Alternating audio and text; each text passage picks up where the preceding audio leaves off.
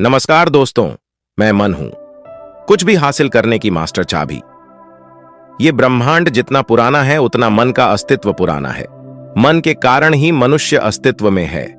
मनुष्य के जीवन में आने वाली सफलता, सुख और दुख, इनका सबका कारण उसका मन ही है और इसी मन के बारे में हमें कुछ पता ही नहीं। इंसान दिन के 24 घंटे खुशी व सफलता पाने के लिए अटेम्प्ट करता रहता है। मनुष्य जिस दिन से अस्तित्व में है उस दिन से उसके बुद्धि का विकास होता आ रहा है। जंगल में रहने वाला मनुष्य आज लग्जूरियस हाउसेज में रह रहा है। साइंस ने आज बहुत बड़ी प्रगति कर ली है। मनुष्य ने अपने प्रयासों से पूरे धरती को एक कर दिया है। समाज में अन्याय ना हो इसलिए कानून व न्यायालय बनाए हैं। दुनिया के सबसे बुद्धिमान प्राणी में मनुष्य की गिनती होती है। उसने अपने बुद्धि से जीवन में बहुत बड़ी क्रांति लाए है। अच्छे स्वास्थ्य के लिए भी बहुत बड़े बड़े खोज किए हैं। मनुष्य ने अपने आराम के लिए लाखों वस्तु का आविष्कार किया। TV, DVD, movies, air conditioner, खूबसूरत घरों का निर्माण किया। मोबाइल फोन, रेडियो, हवाई जहाज, इन सब का आविष्कार किया। साइंस ने मनुष्य को एक अच्छे एवं आनंद जीवन जीने का रास्ता खोज लिया। मनुष्य ने यह सब खोज अपने जीवन में सुख, शांति, सफलता और आनंद लाने के लिए किया, मगर सारे प्रयासों के बाद भी मनुष्य के जीवन में सुख शांति नहीं आ सकी। साइंस बहुत बड़े बड़े खोज कर रहा है, मगर मनुष्य के जीवन में क्रोध, असफलता, अहंकार, चिंता, तनाव, इनका साम्राज्य कम नहीं हुआ है। लाखों वर्ष के अच्छे प्रयासों के बाद भी मनुष्य चिंता और दुख से भरा हुआ है। लाखों करोड़ों की संपत्ति पाने के बाद भी मनुष्य मर मर कर जी रहा है। विज्ञान, धर्म, समाज मनुष्य को सुखी करने में असफल हो गए हैं। मनुष्य कुदरत की अद्भुत देन है, मगर वो क्या दुख चिंता भोगने हेतु संसार में आया है? नहीं, तो सुखी व आनंदित जीवन जीने के लिए आया है। मन की शक्ति का अच्छी तरह से उपयोग किए बिना मनुष्य सुखी व शांत नहीं हो सकता। एडिसन ने बल्ब का खोज करने के लिए हजारों प्रयोग किए और 6000 प्रयोग के बाद उसने कार्बन फिलामेंट की खोज की और सब दुनिया को प्रकाशमान कर दिया। उसी तरह हम अपने जीवन को रोशनी से भर देना चाहते हैं और उसके लिए हजारों प्रयोग कर रहे हैं। जीवन में सुख शांति पाने के लिए मन के कार्य प्रणाली है बाबत हमें विस्तार से जानना होगा। मनुष्य की सारी सफलता और असफलता का राज उसकी मन की गहराइयों में ही छुपा पड़ा है। सारे मनुष्य में मन समान रूप से उपस्थित रहता है। मन को समझने के लिए बड़े बड़े बुद्धिमानों ने प्रयास किया, मगर उन्होंने मुंह की खाई है।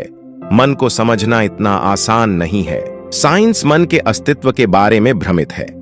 साइंस टाइम और स्पेस के भीतर वस्तु की कार्य प्रणाली खोजने का नाम है। साइंस उसी वस्तु की खोज करता है जो उसकी प्रयोगशाला में आती है। चांद और मंगल पर कदम रखने वाला विज्ञान, उसने ब्लैक होल की खोज की।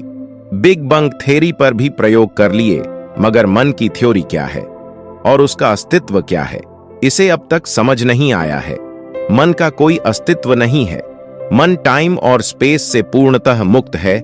इसी कारण विज्ञान मन के अस्तित्व को नहीं स्वीकार सका।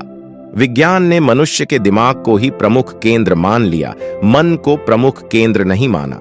मनुष्य के जीवन में ब्रेन 10% प्रभाव डालता है और बाकी सारा प्रभाव मनुष्य के जीवन में मन का है। विज्ञान की भाषा में मन अदृश्य है। मन अदृश्य होने के कारण मन की शक्ति और उसके भाव भी अदृश्य है। मनुष्य की जीवन में उत्पन्न होने वाली सुख, दुख, इच्छा, पछतावा, क्रोध, चिंता, व्यथा, मस्ती, मूड, ये सारे भाव मन के द्वारा ही उत्पन्न किए जाते हैं। यानी मनुष्य की जीवन में सिर्फ मन का ही अस्तित्व है।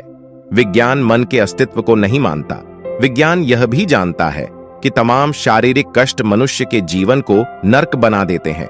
सुख और शांति मनुष्य के जीवन की प्रमुख महत्वाकांक्षा है।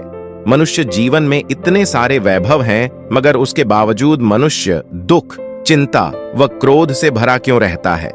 विज्ञान ने यह खोजने का भी प्रयास किया कि चिंता करते समय ब्रेन कौन सा केमिकल छोड़ता है और कौन सी ग्रंथ कौन सा रस छोड़ती है। इसमें विज्ञान को सफलता मिली और उसने यह कह दिया कि तमाम भावों के उतार चढ़ाव के पीछे ब्रेन ही है। मगर यह सही नहीं, क्योंकि ब्रेन को भाव मन भेजता है और ब्रेन उसे सिर्फ प्रतिक्रिया देता है। विज्ञान ने कोई दवा या इंजेक्शन सर्च नहीं किया कि अमुक केमिकल छोड़ने के बाद उसे चिंता ही ना हो। इससे कोई बात नहीं बनी तो विज्ञान ने डीएनए और जीन्स की भी खोज की। यदि माइंड टाइम और स्पेस के भीतर होता तो साइंस माइंड की पूरी एनालिसिस कर मनुष्य के जीवन में से चिंता और क्रोध को कब का गायब कर देता। मन को हम अपने अंदर महसूस करना प्रारंभ कर सकते हैं। मन का अस्तित्व हमारे भीतर है और विज्ञान को एक ना एक दिन मन के दृश्य और अदृश्य भाव को पहचाना ही होगा। आनंद और सफलता हर मनुष्य का अधिकार है। वो अधिकार उसे तभी मिल सकता है जब वो मन के अस्तित्व के बारे में जानने लगे, मन की अस्तित्व की दुनिया को पहचान सके। मन के उपद्रव, ट्रबल्स ऑफ माइंड से हर कोई परेशान है। मानव मन के कार्य प्रणाली से पूरी तरह अनजान है। इसीलिए मानव हर रोज मन की उपद्रवों, न्यूजेंस का शिकार होता है। अब इसे एक उदाहरण से समझते हैं। एक युवक बगीचे में आराम से बैठा हुआ था, तब बगीचे में उसका एक मित्र आया। अपने मित्र को शांत देख उसे रहा नहीं गया और वो बोला कि अरे, तुम यहां शांत से बैठे हुए हो और तुम्हारी पत्नी किसके साथ घूमने गई है? यह सुनते शांत बैठा हुआ मित्र गुस्से से लाल हो गया और बोला कि कौन है वो? मैं उसे छोड़ूंगा नहीं। मगर कुछ देर बाद उसे याद आया कि उसकी तो अभी शादी भी नहीं हुई है। अब देर हो चुकी थी और उसके इस मूर्खता का प्रदर्शन उसके मन के कारण हो चुका था। हमारा मन वाइल्ड वेव्स पैदा करने वाली फिनेक्ट्री है और मन पर कोई नियंत्रण न होने की वजह से मनुष्य मन के उपद्रवों का शिकार हो जाता है और न चाहते हुए भी मन के उपद्रव, ट्रबल्स ऑफ माइंड के कारण उसके आपसे रिश्ते बिगड़ जाते हैं। सब अच्छे होते हुए भी मन के कारण मनुष्य कई मुसीबतों में फंसता चला जाता है। मन के कारण मनुष्य बुद्धिमान और समझदार होने के बावजूद पागलपन करने लगता है। मन के उपद्रवों पर धर्म और शास्त्र भी कोई समाधान खोज नहीं पाए हैं। मन के उपद्रव से हमें बचना है तो हमें मन के बारे में अच्छी तरह से जान लेना होगा। मन की स्ट्रक्चर ऑफ माइंड कैसी होती है, उसके बारे में ज्ञान हासिल करना होगा। माइंड संपूर्ण कॉम्प्लिकेटेड मैकेनिज्म के साथ यह मनुष्य के नाभि में आदर्श स्वरूप से स्थित है, इसलिए यह विज्ञान की पकड़ के बाहर है। मन के मैकेनिज्म के साथ मन के प्रमुख 7 प्रकार है, उसमें से कुछ उपद्रवी है तो कुछ अद्भुत शक्तियों से भरे पड़े हैं। उसे हम आगे देखते हैं। उपद्रव मचाने वाले 3 स्वरूप है। 1 conscious mind, 2 subconscious mind, 3 unconscious mind. मन की शक्तियों के 4 केंद्र है। Super conscious mind, collective conscious mind, spontaneous mind, ultimate mind. मन के कुछ प्रकार लक्षण पावर से भरे हैं तो कुछ उपद्रव से भरे हैं। मन के इस प्रकारों को समझने से पहले आपको छोटे बच्चों का मन समझना होगा। उस मन के तमाम स्वरूप और मन के प्रभाव व मन के कार्यकल्पों के बारे में समझने में आसानी होगी तथा सभी बच्चे करीब करीब एक समान मन लेकर पैदा होते हैं। बच्चों में कोई भेदभाव नहीं होता, फर्क सिर्फ उनके डीएनए तथा जीन्स में होता है। फिर बच्चों के मन पर लौट आओ तो बच्चे प्रमुखता से 2 ही भाषा जानते हैं, एक प्रेम की, दूसरी क्रोध की। बच्चे संसार की सबसे शक्तिशाली ऊर्जा से भरे होते हैं, प्रेम और क्रोध। यह जीवन की भावना भिन्न भिन्न है। छोटा बच्चा प्रेम और क्रोध की भावना समझता है। बच्चों को कोई मनपसंद चीज दी जाए तो प्रेम पूर्वक तारीख से उसका आनंद लेता है।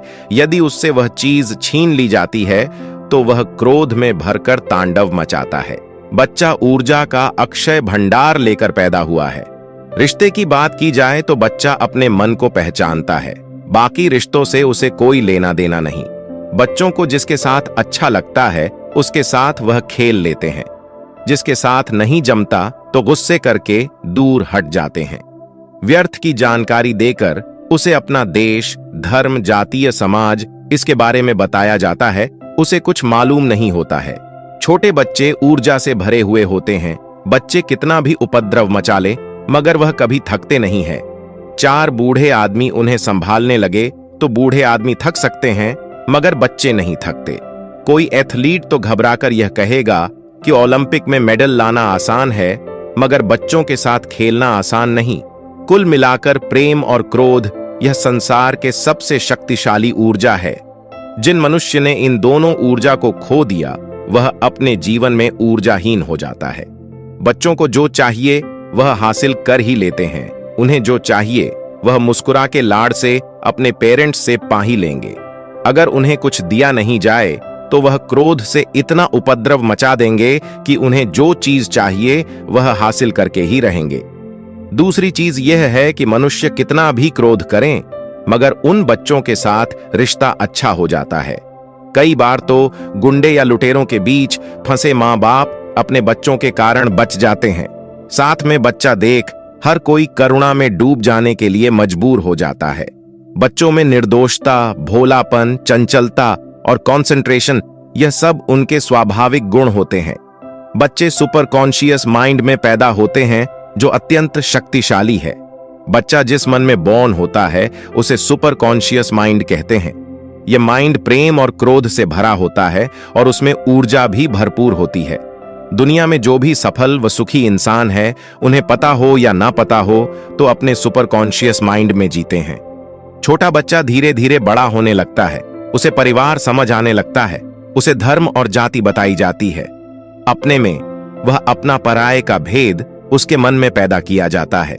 जीवन की व्यर्थ उद्देश्य पकड़कर उसे कुछ बनने हेतु प्रोत्साहित किया जाता है। बस इन सब को उसका कॉन्शियस माइंड बनना शुरू हो जाता है और यह कॉन्शियस माइंड बहुत कमजोर होता है। यहां से बच्चे की दुर्गति शुरू होने लगती है।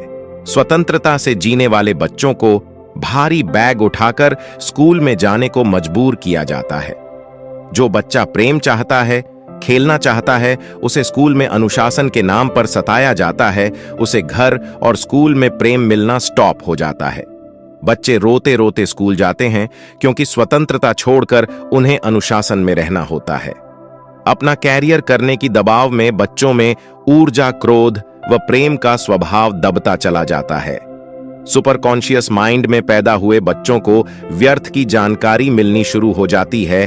तब यहां से उनका कॉन्शियस माइंड बनना शुरू हो जाता है और फिर उसे के क्रोध और प्रेम को दबाते हुए उसका सब कॉन्शियस और अनकॉन्शियस माइंड मजबूत कर उसे चिंता, दुख, सहानुभूति के भाव से भर देते हैं। लेकिन इतने से भी आप बुद्धिमानों का मन का भरता है।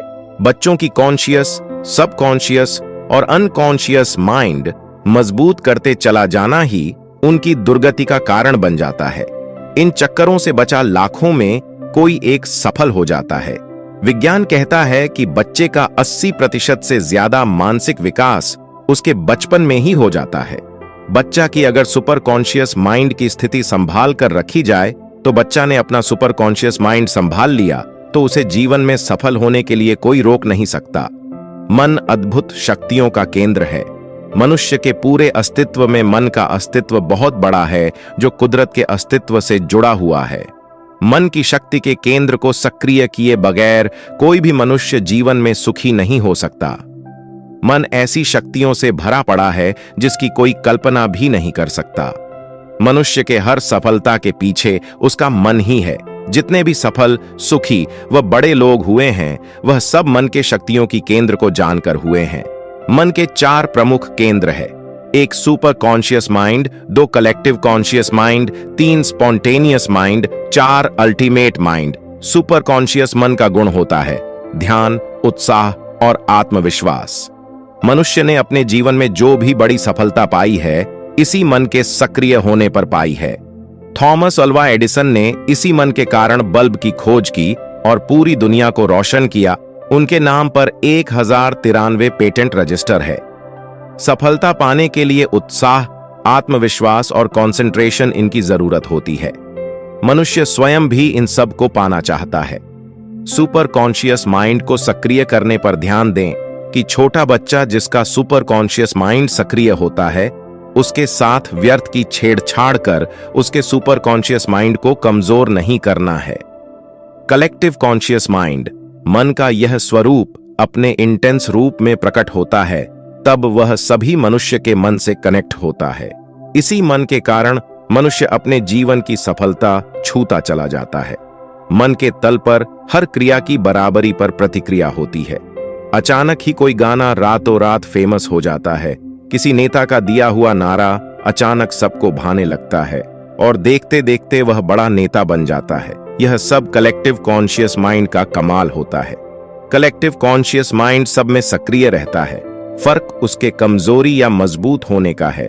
और चूंकि अधिकांश लोगों का यह मन कमजोर होता है, इसलिए जीवन भर उनका शोषण होता रहता है, धर्म के नाम पर और सेहत के नाम पर, शिक्षा के नाम पर और किसी के नाम पर। यह लोग मेहनत भरपूर करते हैं, परंतु इसके बावजूद सुकून और सफलता उनको नहीं मिलती। इनके मेहनत का फल किसी दूसरे और को मिलता है। स्पॉन्टियस माइंड, स्पॉन्टेनियस मन प्रकृति की क्षणिक चेतना, ट्रांजिएंट कॉन्शियसनेस का एक अंग है। जिसका यह मन सक्रिय हो जाता है, वह सोचता नहीं है, वह अपने जीवन के सारे फैसले इसी मन के आधार पर लेना शुरू कर देता है। अच्छा और बुरबाबत हुआ विचार नहीं करता। कवि, गीतकार और लेखक ये इस मन का एक उदाहरण है। क्रिएटिविटी निर्माण करना यह इस मन का काम है। पॉइंट ऑफ क्रिएटिविटी से काम करके वो रातों रात विश्व प्रसिद्ध हो जाते हैं। चारों ओर उनकी ख्याति होती है। जीवन में सफलता तब मिलती है जब आप कुछ नया और धमाकेदार करते हैं। कोई आविष्कार हो, कंप्यूटर की खोज हो, एप्पल या फेसबुक का आविष्कार हो या कोई नया साम्राज्य हो, इसी मन के सहारे निर्माण होता है। दिल की आवाज सुनकर कुछ नया करना इस मन का स्वभाव है। जीवन के सारे महत्वपूर्ण निर्णय इसी मन के सक्रिय होने से लिए जाते हैं। अल्टीमेट माइंड सबसे शक्तिशाली व महत्वपूर्ण मन है। इसके कार्य क्षेत्र व स्वभाव को समझना थोड़ा कठिन है। आपकी हर तरफ कोई नई घटना घटती रहती है और इसे कोई सब देखता रहता है, तभी तो उसे यह सब चलने का पता चल रहा है। कोई तो है जिसके पर्दों पर यह सारा नाटक चल रहा है। क्या आपने कभी इस तरह सोच है क्या? आपने कभी चिंतन किया है कि वह कौन है? मन, बुद्धि, शरीर और हृदय सब सक्रिय है, लेकिन अभी इस तक आपकी पहुंच नहीं, इसलिए आप इससे अनजान हैं। जीवन में कितने भी उतर चढ़ाव आए, जो इस मन तक पहुंच गया उसे कोई फर्क नहीं पड़ता। उसकी शांति और प्रसन्नता बनी रहती है। इस मन के एक्टिव हो जाने के बाद एक तरीके से उसका मानव जगत पर साम्राज्य हो जाता है।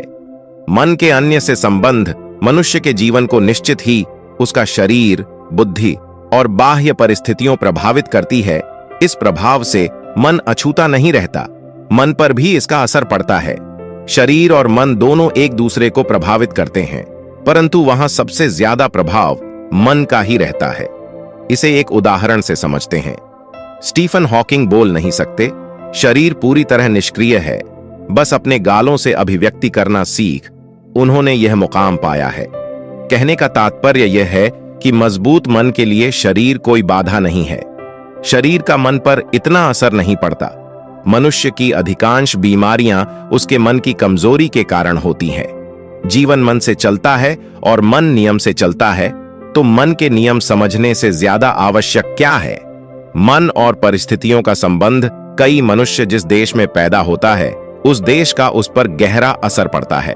यह असर उसके मन पर भी पड़ता है। जीवन में स्थिति कैसे भी हो, मन के मजबूती के सहारे जीवन में सुख पाया जा सकता है।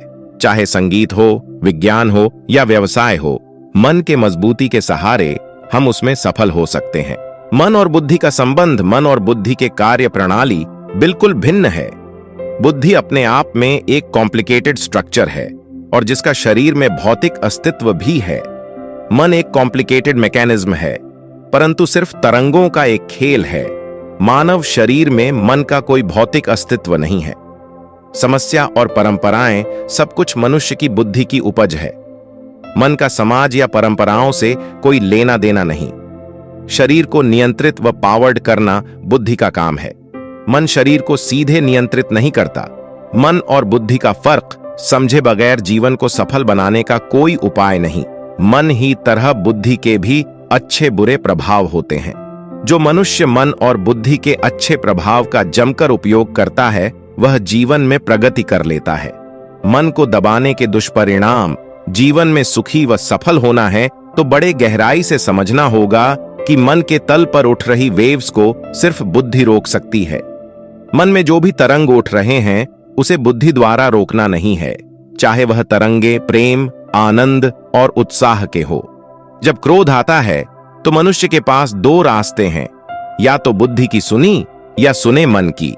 क्रोध को दबाने के कुछ दुष्परिणाम भी हो सकते हैं। क्रोध आने पर क्या होता है यह हमें पता है, मगर क्रोध को दबाने से भी कुछ परिणाम होते हैं। मन और बुद्धि के इस संघर्ष में कभी बुद्धि की जीत होती है तो कभी मन की।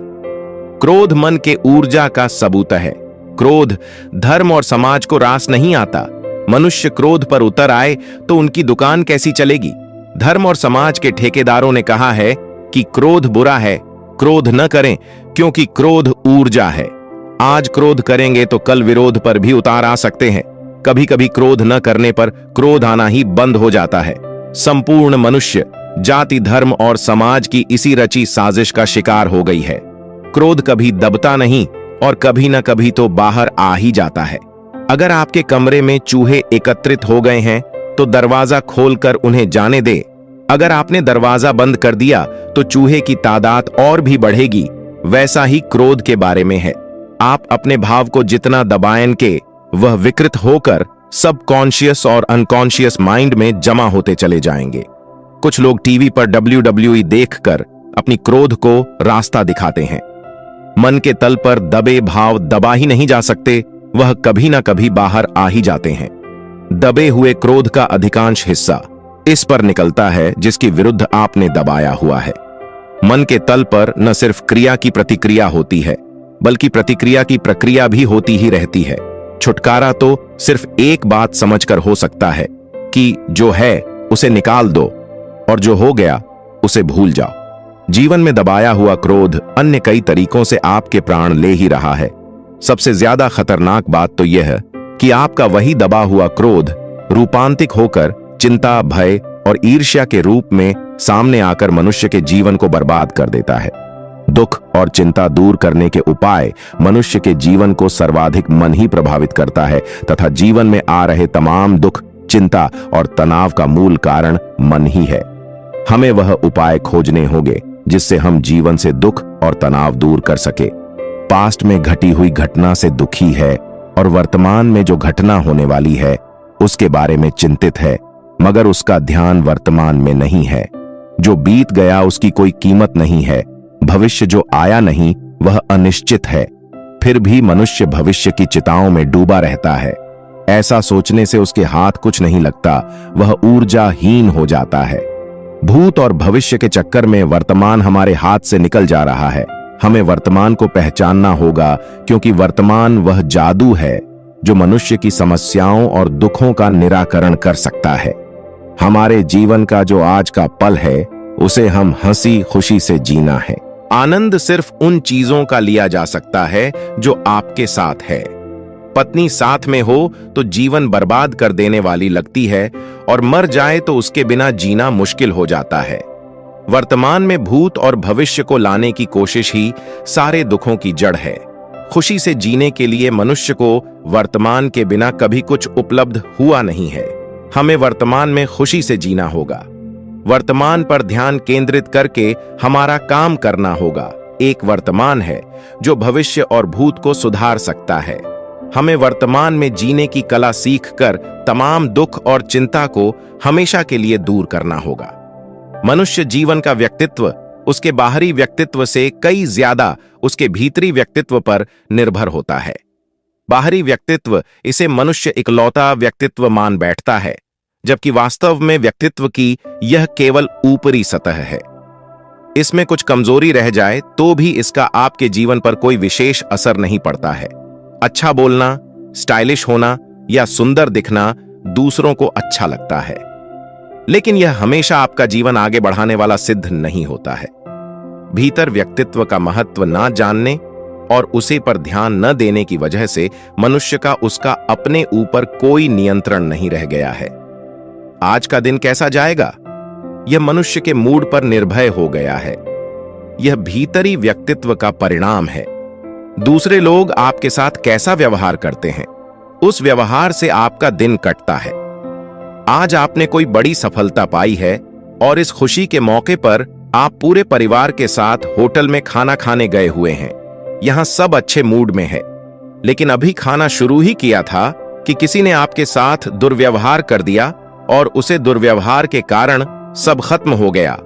आधा खाना छोड़ पांव पर चढ़ते हुए आप घर पर आ गए। ये सब व्यक्तित्व के कारण हो गया। किसी धर्मगुरु ने कोई नहीं लालच का शगुन दिया, नहीं कि पहुंच गए उस उपाय को आजमाने। किसी ने कोई बिजनेस शुरू किया और वह बहुत कमा रहा है, ऐसा देख बिना कुछ सोचे समझे आप कूद पड़े उसे बिजनेस में। किसी ने कोई चीज खरीद नहीं किया, आप भी खरीद को उतावले हो गए। यह सब भीतरी व्यक्तित्व के कारण होता है। हर मनुष्य ने प्रतिक्रियाओं के जगत में जीना शुरू कर दिया है। अपने तमाम खुशियों की चाबी उसने दूसरों के हाथ में दे दी है और दूसरे लोग हमें कभी हैप्पी रहने नहीं देते। बड़ी सफलता जो पाना चाहता है, जो भीड़ में अकेले खड़े होने की क्षमता रखता है। व्यक्तित्व निर्माण हेतु हमें बुरे विचारों से बचना होगा, क्योंकि यह विचार धीरे धीरे सिद्धांत मान्यताओं रिकॉग्निशन में परिवर्तित होते चले जाते हैं और मनुष्य जिद पकड़ना शुरू कर देती है। भीतर व्यक्तित्व निखर कर न सिर्फ दुख को वह दूर कर सकता है, उसके कारण उठने वाले रोज के क्रोधों से जल्द छुटकारा पाने की कोशिश कर सकता है। जीवन में अच्छे से कदम भी बढ़ाएंगे और इस हेतु बहुत कुछ ना भी कर पाए तो इतना तो कर लेंगे कि भविष्य में आप अपने सारे निर्णय ऑन द स्पॉट ही लेंगे। बस इतनी मात्रा से भी आपका विचारों, सिद्धांतों और मान्यताओं से छुटकारा होता चला जाएगा। मनुष्य का बर्बादी का प्रमुख कारण हीनता, इंफीरियॉरिटी हो सकता है। हीनता यानी कॉम्प्लेक्स के कारण वह खुलकर कभी जी नहीं। मनुष्य के मन को कोई कॉम्प्लेक्स नहीं पकड़ता।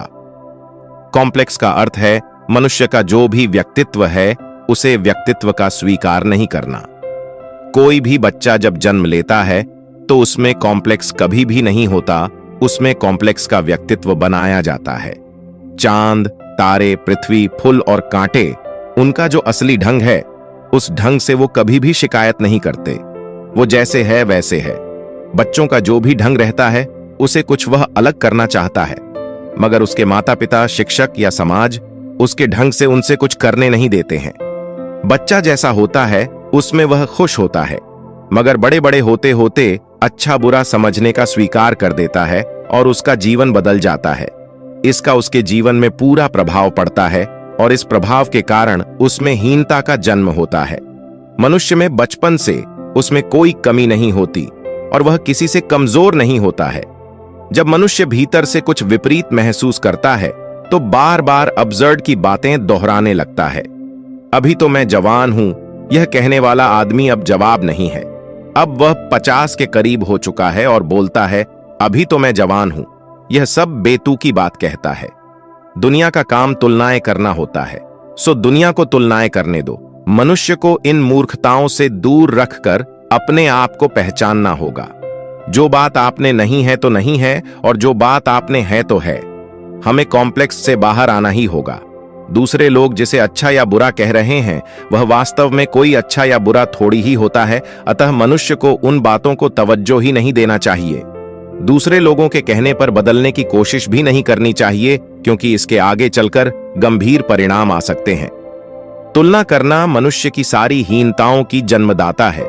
जिस किसी मनुष्य में दृढ़ता नहीं होती वह जीवन में कुछ नहीं कर सकता। जो जैसा है वैसा ही स्वयं को स्वीकारना है। स्वयं का स्वयं के प्रति बिलीफ कभी भी कम नहीं होने देना है, क्योंकि आप जैसे भी हो वहीं से आपके जीवन को आगे बढ़ाने का मार्ग निकल सकता है। सिर्फ अपने को ही नहीं, अपनी अक्षमताओं के बुराई को भी स्वीकार कर ले। वर्तमान में आपका जो भी अस्तित्व है वह परफेक्ट है। लाइफ आपकी खुद की है और उसे सुधारना भी आपको है। तो फिर वह बदलाहट कब और कितनी लाना है इसका निर्णय भी आप ही करें। और फिर जितना बदल जाए, ठीक न बदल जाए तो भी ठीक, परंतु हर समय आप जैसे हैं उसे स्वीकार कर ही चले जाए। अगर मनुष्य को दुखों से फ्रीडम चाहिए तो उसे वस्तु या विचार सबसे अपना इन्वॉल्वमेंट कम करना होगा। बहुत सारे दुखों का मूल इन्वॉल्वमेंट होता है। आप अपने परिवार से प्रेम करते हैं, परंतु यह आपका प्रेम नहीं है, यह आपका इन्वॉल्वमेंट है। मन के कार्य प्रणाली को बुद्धि से परिभाषित करना ही मनुष्य जीवन में सबसे बड़ी समस्या है। हमें मन और बुद्धि का फर्क पहचान होगा, नहीं तो हम कंफ्यूज्ड होकर यही गलती दोहराते रहेंगे। प्रेम एक भावना का नाम है जो बिना पक्षपात के स्वयं को संसार के हर मनुष्य जीना चाहता है। प्रेम हित ही चाहती है। आप चाहते हैं कि आपका परिवार खुश हो, दुनिया भले ही चाय भाड़ में, यह भला कैसा प्रेम हुआ। यदि रास्ते पर कोई एक्सीडेंट होता है, आपको क्षण भर के लिए दुख होता है, मगर वही एक्सीडेंट घर के किसी सदस्य का हो तो जब तक वो आदमी वार्ड में ठीक नहीं होता तब आप दुख से भरे रहते हैं। इन्वॉल्वमेंट के कारण मनुष्य अपनी परेशानियों को बढ़ा देता है। जिस वस्तु में जितना इन्वॉल्वमेंट उतना ही वह दुख देती है। इन्वॉल्वमेंट तो आदतों से मजबूत होता है, एक पक्षपात करना और दूसरा चुनाव करना। यदि आप इन्वॉल्वमेंट से होने वाले दुखों से छुटकारा चाहते हो तो सबसे पहले तमाम पार्शियलिटी से बचे। किसी वस्तु का चुनाव करने से बचना होगा, क्योंकि जिस चीज का आप चुनाव करोगे एक दिन उसे आप अपना मानना शुरू कर देंगे और अपना मानते ही उस वस्तु के प्रति आपका इन्वॉल्वमेंट हो जाएगा। बेहतर है जो पसंद हो और उपलब्ध भी हो उसका आनंद भले ही ले, लेकिन उसका चुनाव कर उसे अपना मत बना लो। मोहित होकर उसके प्रति दृढ़ता से मत भर जाओ, फिर देखिए आप आनंद तो हर रिश्ते या हर वस्तु का लेंगे। इन्वॉल्वमेंट ना होने के कारण उससे उत्पन्न हो रहे अकारण दुखों से आप छुटकारा पा लेंगे।